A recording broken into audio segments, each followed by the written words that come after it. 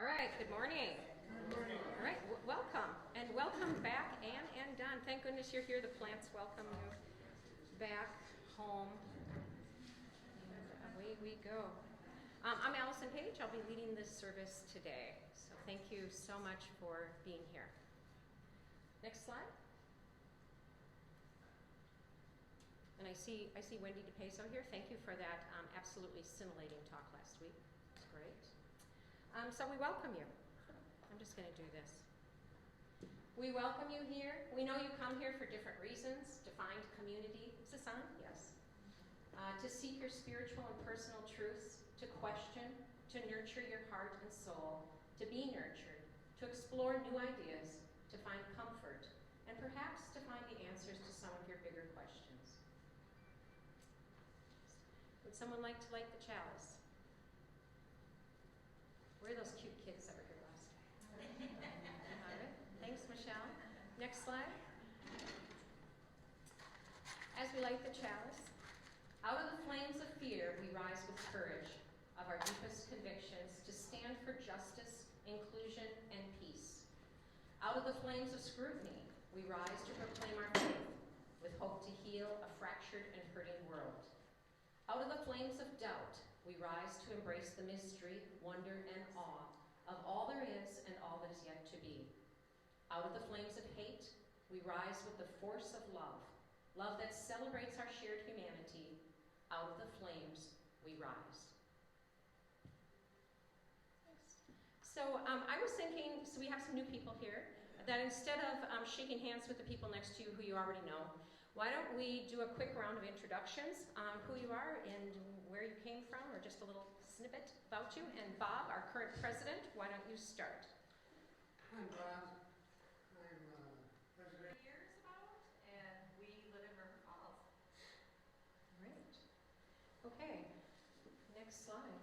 Is that okay if we just do that, or do you have more need to chat? You can chat after with coffee and banana bread. Okay.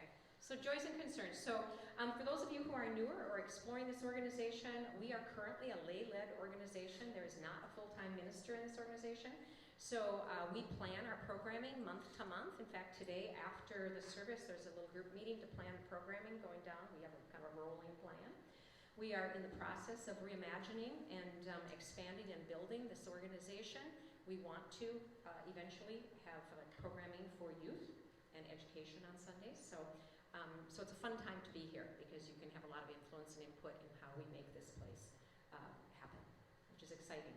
So every service on Sunday, we have a moment where we share joys and concerns. We used to light candles, but we just had a horrendous problem with them working properly, lighting things on fire. The battery ones didn't work. So Anne came up with the idea of the rocks in the water. So we open it up for people to come up to the microphone and share any joys and concerns that you have this week. The rocks in the water thing is not just... From that group, and I was just kind of proud. Nice. Thank you. That's awesome. Any other joys or concerns? If not, put one last rock in, the big one, for the joys and concerns that perhaps have gone unspoken this morning. Right, next slide. So, especially for those of you who haven't been here, but just to ground us, these are the principles of UUA. Love is at the center. Love is at the center of everything we do. And our values circle around justice, interdependence, equity, transformation, pluralism, and generosity. Next slide. And then every Sunday when we meet, we try to connect.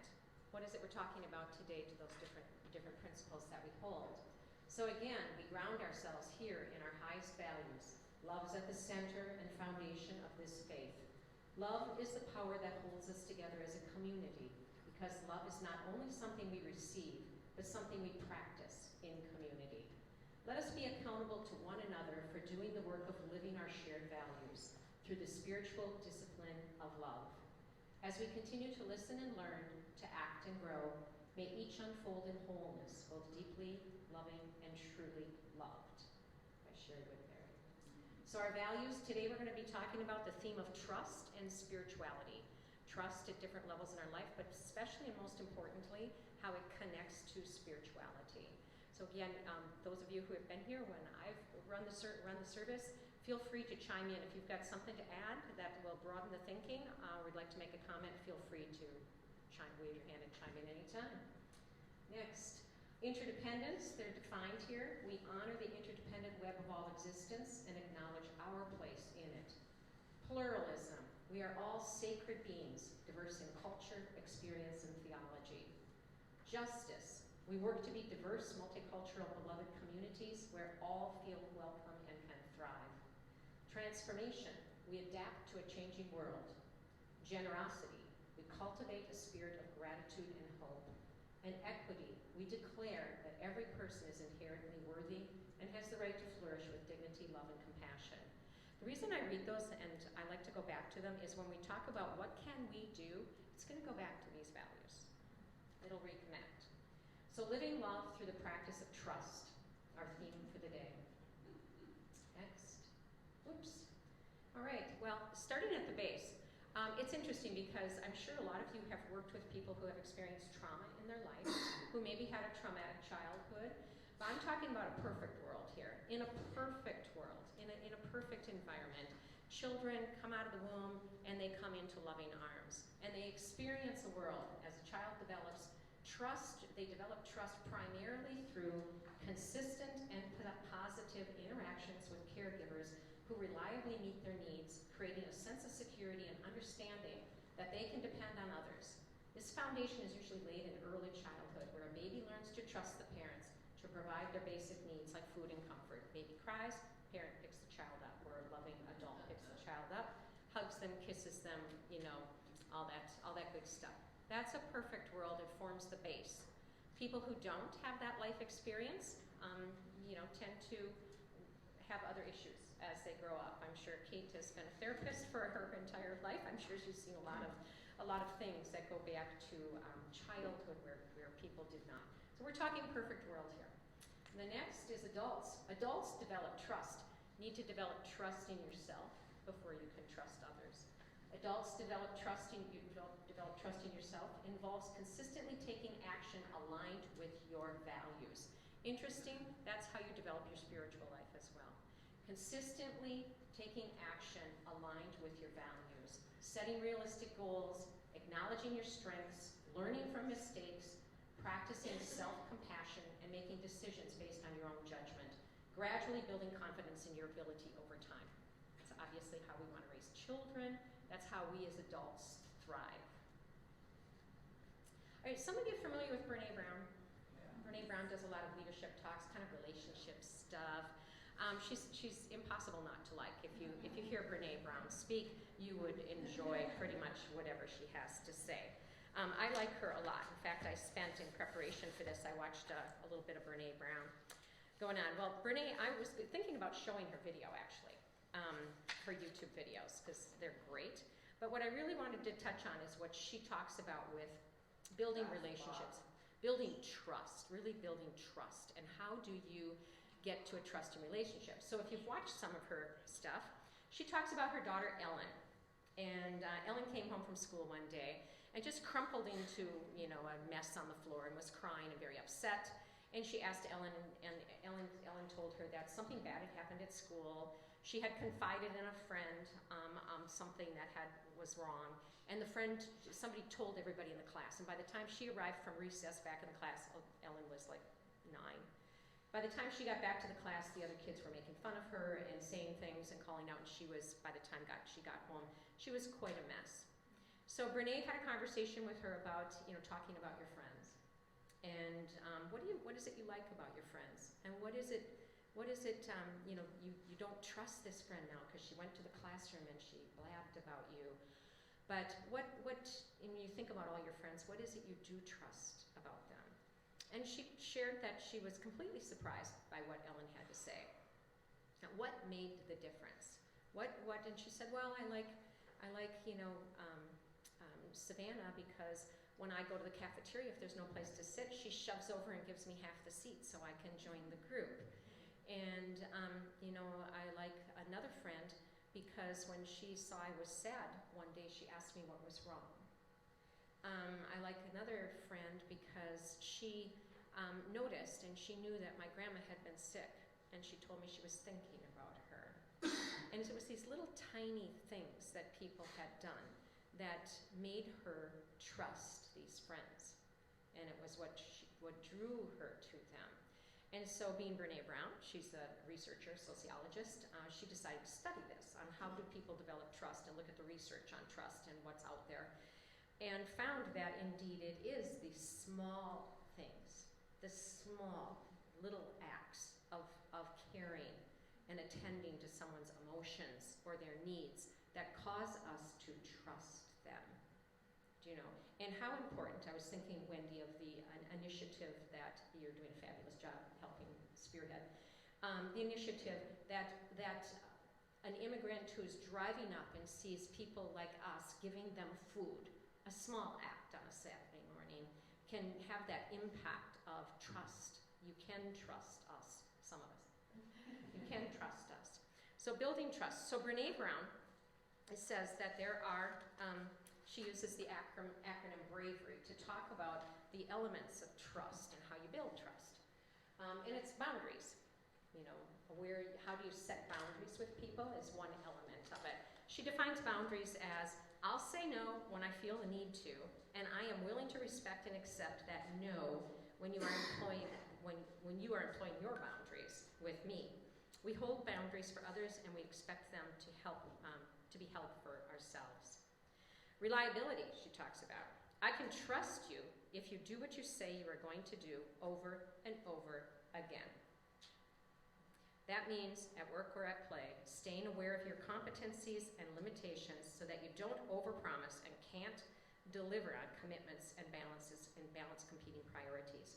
Your actions mean more than your words. Trust is built over time by small acts. We know this with kids, right? I mean, it's kind of what we do with our kids. People have had the marble jar, the bank account, the trust bank account with your kids. Can I trust you? Accountability. I can only trust you if when you make a mistake, you're willing to own it. Apologize and make amends.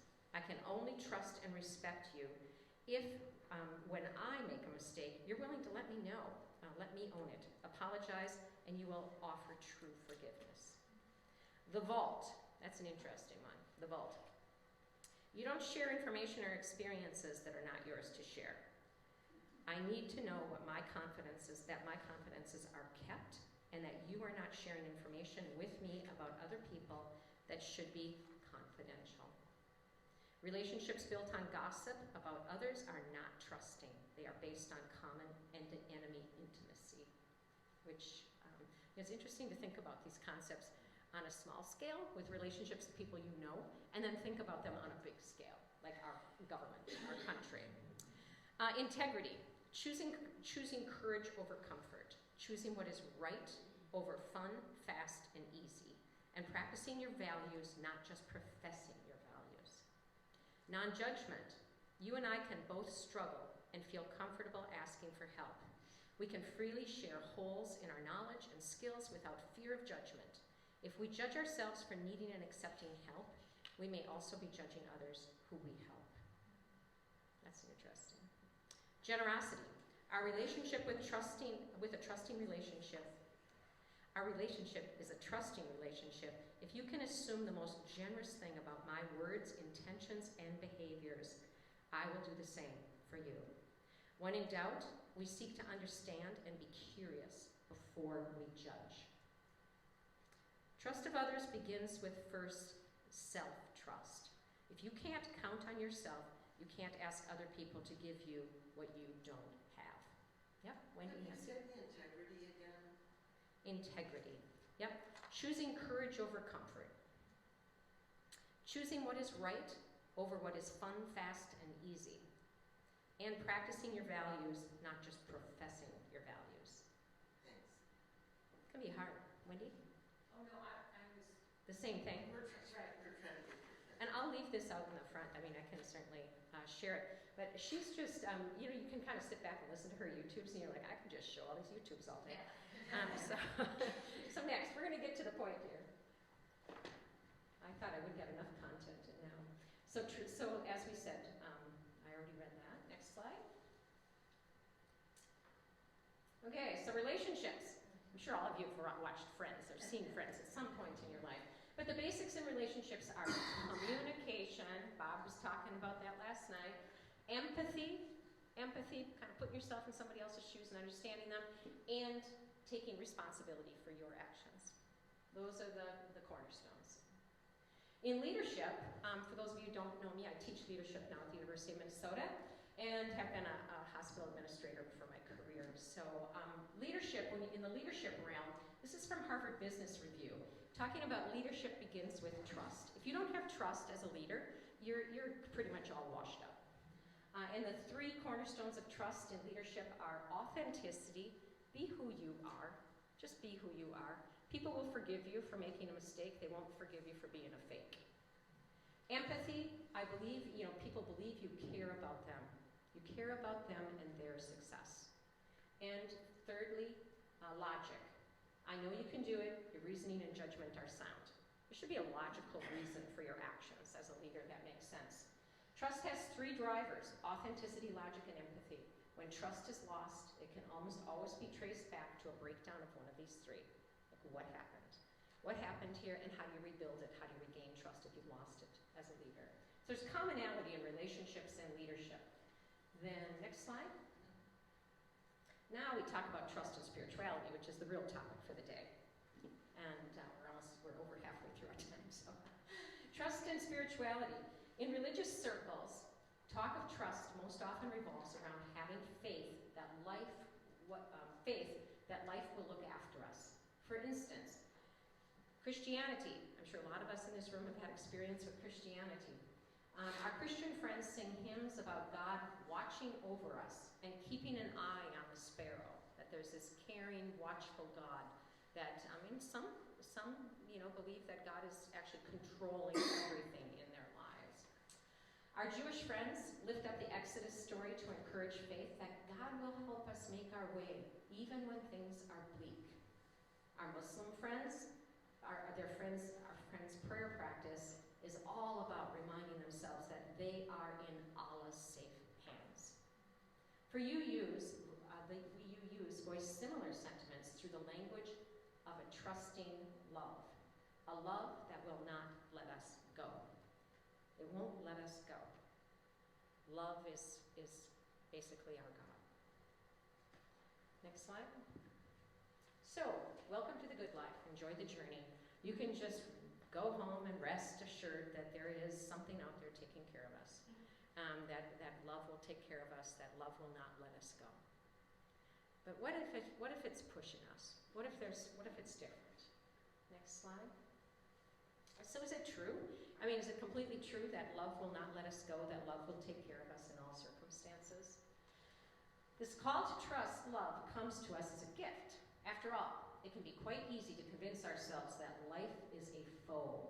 So we need our faith communities to restore our faith that life is ultimately a friend. We need the reassurance that when we fall, we can count on being picked back up. We need that. We all need that. We want that in our lives. But what happened about being pushed? Don't we need to count on that too? Or questioned? A love that won't let us go is essential. But isn't it just as important to have faith in a love that won't let us go to get too comfortable? Especially with the challenges we now face in our country and in our world. We certainly don't want to forget about a love that disturbs. We need a love that keeps us creatively maladjusted. I was curious about this term, creatively maladjusted, and it actually comes out of a speech by Martin Luther King in the 60s. He was giving a speech to the American Psychological Association, and he was thanking them for coming up with this term about being maladjusted and being creatively maladjusted. They didn't use the word maladjusted, the psychological association. So we need this love that's creatively maladjusted because what Martin Luther King was saying was, it's not okay to just go through life thinking everything's just going to be okay, that this love, this God will just take care of us and look after us. We need that push. We need to feel pushed, and we need to feel maladjusted. And it's a conflict for us because the world isn't working in line with our values necessarily. So we need a love that keeps us creatively maladjusted to the inhumane and unjust parts of our society. We need a love that exposes privilege and unsettles those of us who have it. Makes us feel uncomfortable. We definitely need a love that tells those of us who are marginalized and tired, quote, I won't let your pain be ignored. We need that kind of love, that creative maladjusted love.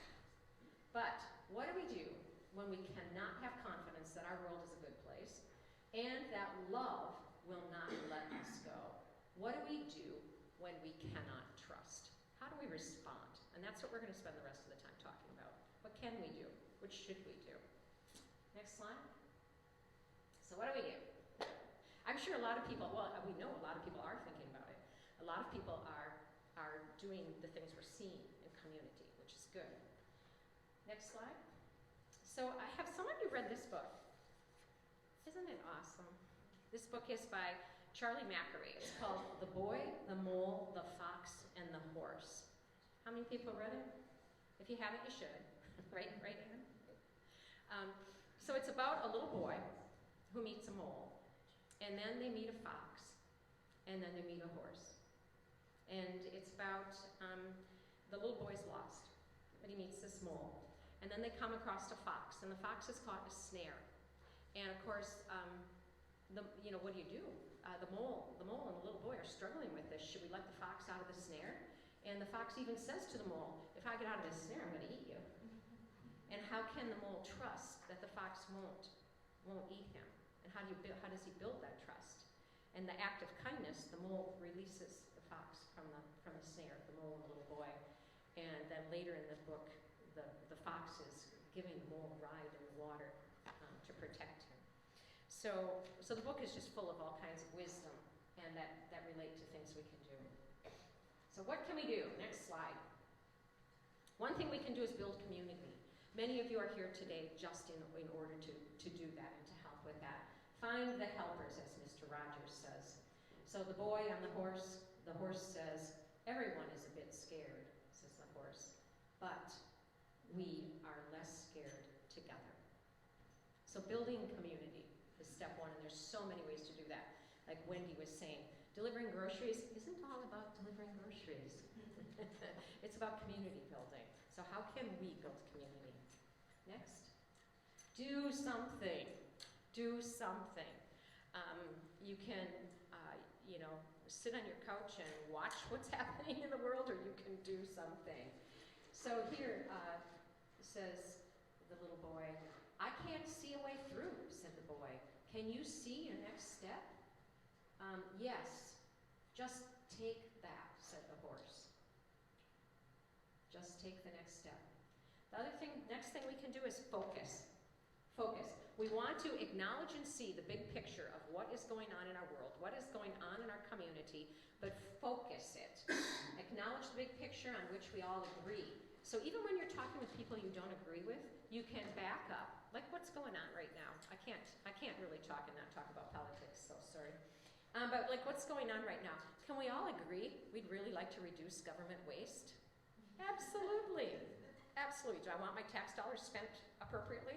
Absolutely. Let's back up to what we all agree on. We can all agree we want our children to be educated really well and grow up to have the skills and the abilities to pursue their dreams. Let's agree on that. And then let's talk about the how. We can disagree on some of the elements of the how, but let's back up to where we agree. Focus on that big picture, which we all agree, but then focus in on what you can do, where you are with what you have. Even if I don't have much, what can I do? What can I do to focus? Next. We can be kind. Just be kind. I love this picture with the horse. Nothing beats kindness, said the horse. It sits quietly beyond all things. So be kind. Love people in small ways. Like Brene Brown said about her daughter Ellen, these little things. Little things. And that was borne out in the research, that they are the things that matter. Noticing people, looking them in the eye, speaking to them directly, whether you know them or not. Whoops. Listening to people. So listen to people. Really try to listen. Sometimes the best answer you can give, said the mole, is just to listen. And we're all busy talking. And how do we really hear and understand what others are saying? Value the opinions of others and respect them as individuals, even if you don't agree with their opinion on something. Next. Be generous and show gratitude. Is your glass half empty or half full? Asked the mole. I think I'm grateful to have a glass, said the boy. Be generous and show gratitude. And generosity doesn't have to be about money at all. It can be about time.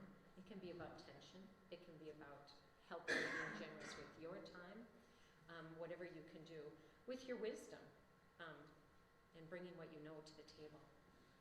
Next. Said the fox. They, he said again. Thank you, he said. Nothing else was said, but tears silently rolled down each of their faces. This is after they released him and saved his life. Have faith.